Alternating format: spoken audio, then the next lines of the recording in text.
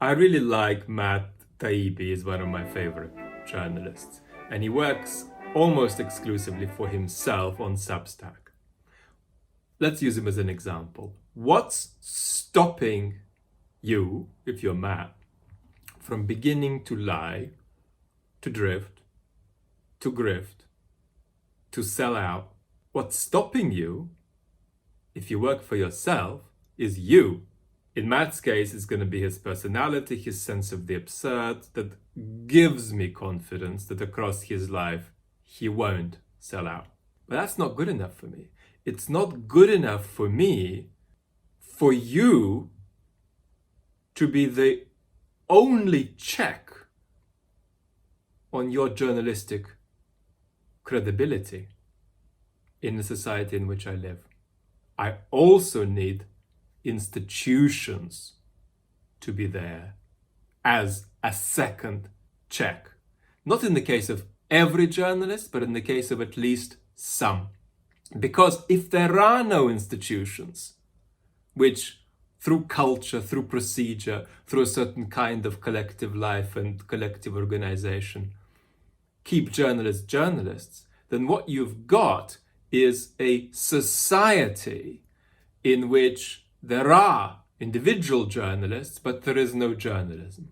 I'm stealing this line from the Russian journalist Vladimir Pozner. Vladimir Pozner is himself a little compromised because he sells his talk show, it's an interview format show, to the #1 propaganda channel in Russia. But nevertheless, I like this line of his. And he applies it to the current situation in Russia. He says there are individual journalists in Russia, but there ain't no journalism. Now, this is not the situation in the West remotely, but we are moving closer to that situation and putting ourselves at risk of getting there. How do we stop that from happening? Well, we stop that from happening by having a serious conversation about how we save our major journalistic institutions, and more importantly, how we encourage them to have an internal conversation about how they save themselves. Now, saving themselves might not just mean preventing themselves from becoming extinct. It might mean preventing them from becoming extinct in the form and with all the values that they used to have. So it might be that in 20 years we have no BBC, but I think we're going to have the New York Times. But the question is, what form will the New York Times take? Now, a minor detail here is that how we talk matters.